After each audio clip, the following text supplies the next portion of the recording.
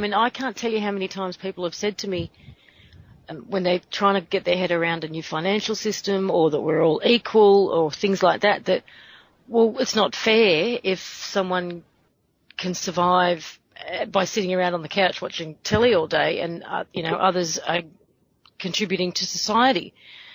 And and I personally think we should all take 3 months holiday, but out of the system. But see, that's kind of the point. You get out of the system what you put into it. If you're not putting any value into the system, then you have no right to take any value from the system. That's right. Okay, so it works at the moment. People are hanging around on the couch and watching TV and doing nothing, almost as a knee-jerk reaction to the system. So if you take the system away and you take their reasons, I mean, I know people who don't want to work because they don't want to contribute to the beast, is their saying.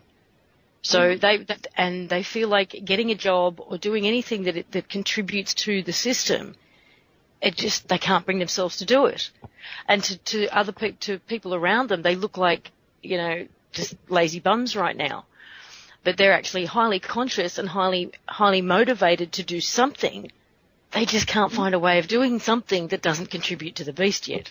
This is what I've discovered, and you're right, Lisa.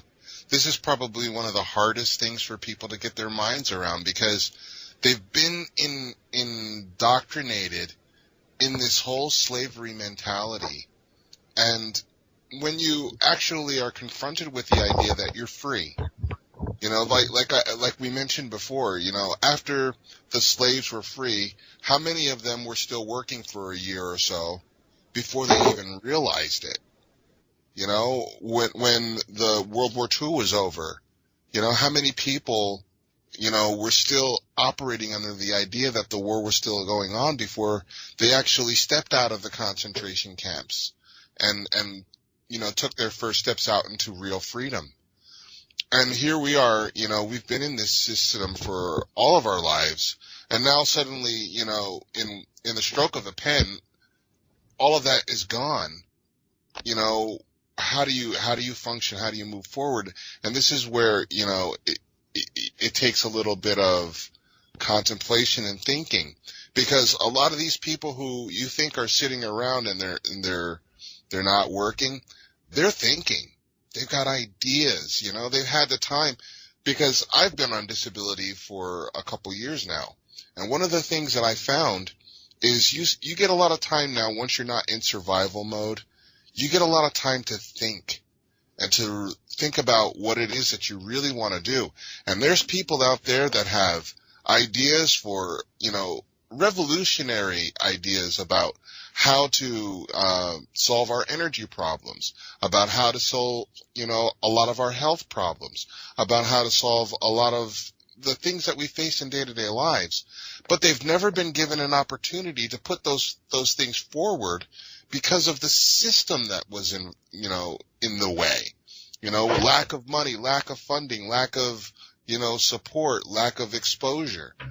And now all of these things become possible, to introduce without the system being there. And we're learning right now how to operate that way, with this new mentality, you could take the man out of slavery, but to get the slavery out of the man and to actually get them to be free and to recognize their own, divinity before God, that there's no authority that stands between that. Yeah, that's the hard part, isn't it? There's a lot of people that find freedom to be very, very scary. And what do you do with these people? What do you do with people who actually want the system to stay there because they want a parent, I mean, the way I see it, with the CVAC that you've got there, that will kind of cater for this, and people will be able to sort of make a gradual transition if they would choose to. Yeah, well, you've heard the difference between involuntary servitude and voluntary servitude, right? Oh, of course.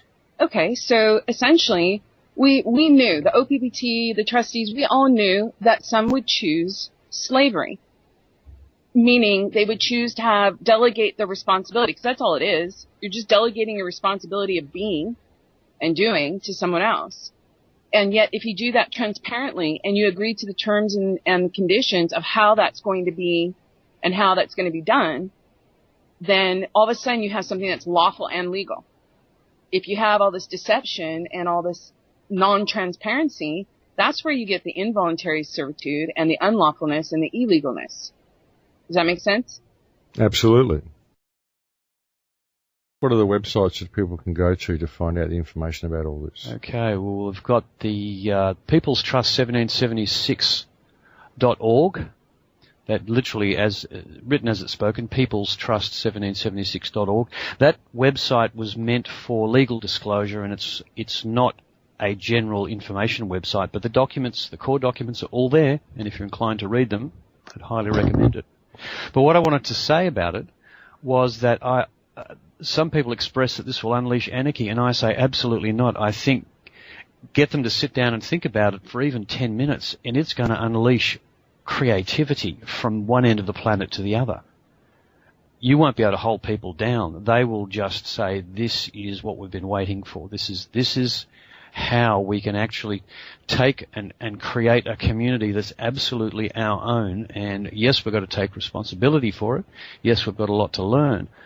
But this is our chance to actually be and do something really human instead of just living at the behest of a small group of people who want to do it entirely for their own benefit. And we can break completely away from that, and is, as Heather says, in the twinkling of an eye.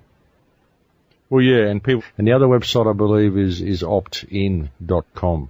That'll be OPPT -in.com.